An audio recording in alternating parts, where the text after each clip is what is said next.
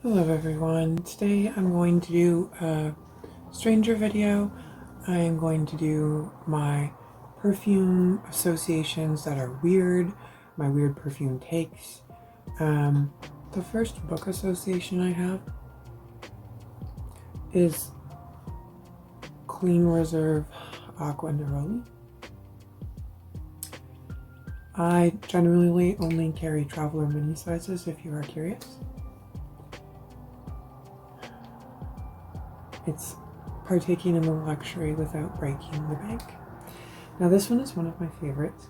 It's a very nostalgic smell for me, a very nostalgic association. This is a book that was, I actually don't know the exact book, but it's like a Goosebumps book, an off-brand Goosebumps, where the main character, a young boy, is haunted by a swamp monster in like a pool water park, like a themed amusement park, like a lagoon theme, and it smells like the pool but better. It smells like a floral pool.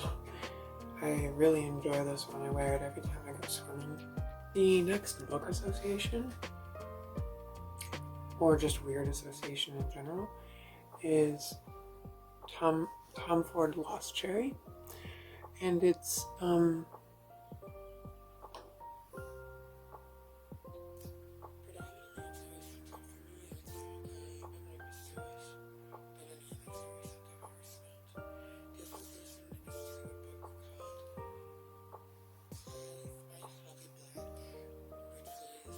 adult book about a teenager and fairies, but it's a bit more debaucherous and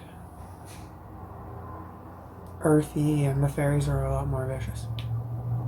In this book, and in fairy mythology in general, they live under mounds in the earth, and lure humans to sort of eternally feast with them, and that can look like they're a guest that is unharmed. That can look like they are the feast. In the feast, these eternal parties and feasts that go on under these mounds with the fairies and other worldly creatures, they're not normal, because being eternal, you get bored. So the things that they gain pleasure from are not the same things that we would associate with pleasure. And so that's kind of what I get from this smell, like this earthy, debaucherous, like you could be a safe patron, or you could be the meal. That's the smell that comes from this. It's like something, it smells exactly like how a fairy would smell if they're trying to lure you under this hill. It smells really good. It's got a tiny bit of smokiness, a tiny bit of like an incense or something vibe. It's very similar to Kaoli's Lovefest Burning Cherry if you happen to want a cheaper option, because it's ridiculously expensive. The next three are video game associations. The first one is kind of got a couple different associations actually. I'm currently just using up the last bit of my Scentbird travel size. I do have a replacement stored away, but this one is Skylar Pink Canyon, and I have three associations with this one actually. The first is to a childhood movie from the 90s. It's called Stanley the Troll in Central Park, or something like that. It's about a troll who lives in a world where no flowers are allowed, and he comes to Central Park and meets these children and forges his own way through, and through the dangers. It just really reminds me of Central Park specifically, or a big open field, and that's why. So the second association is that it's liminal spaces specifically, like a big open field outside where normally there are like 20 to 100 people and there's no one and it's dead. And this is the smell that I would smell in the breeze in such a liminal space. And then the third association with this one is Spyro the Dragon. Specifically the level where, specifically the second world where it's desert, and the level where it's featuring a canyon, and it's got a lot of like purples and yellows and oranges and peaches in the color tone. That's this perfume. Those colors are this perfume as well. My next one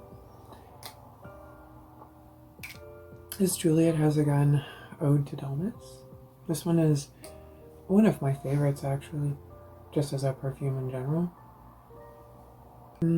Ode to Dullness really reminds me of Alice Madness Returns, the video game for the Xbox 360.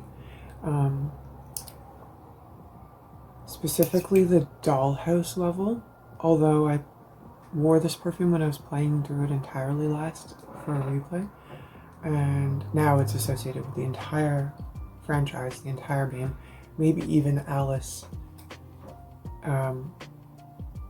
franchise itself, like the Disney, the original books, any of the spin-off. This is associated with Alice for me, and it's interesting because I feel like the design of the bottle is sort of something you would see in an Alice in Wonderland brand. In fact, I have in the past seen something like this a long time ago. And it just smells so good, so comforting. That's a really comforting one.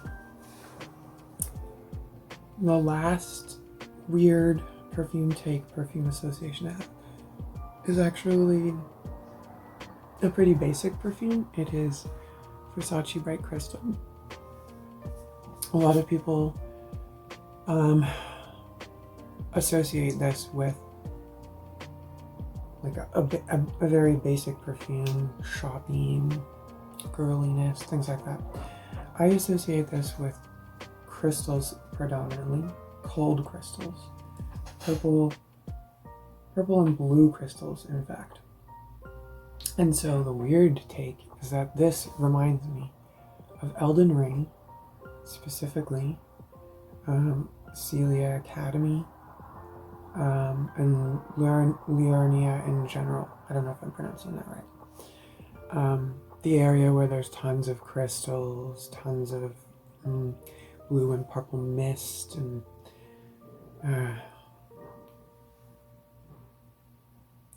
it's a bit watery, and I think that's why it's lending to that area of Elden Ring, like the misty, crystally, cold. One of my favorite associations for sure. Otherwise, I don't think I would like the perfume as much as I do. The association is what makes me love it. And that's all I have for you today. Let me know in the comments if you have any unusual or weird perfume takes, specifically from a book, a movie, or a video game, or maybe a childhood memory even. I could probably do a whole separate video on childhood memory associations. But let me know in the comments, and I hope to see you again. Bye.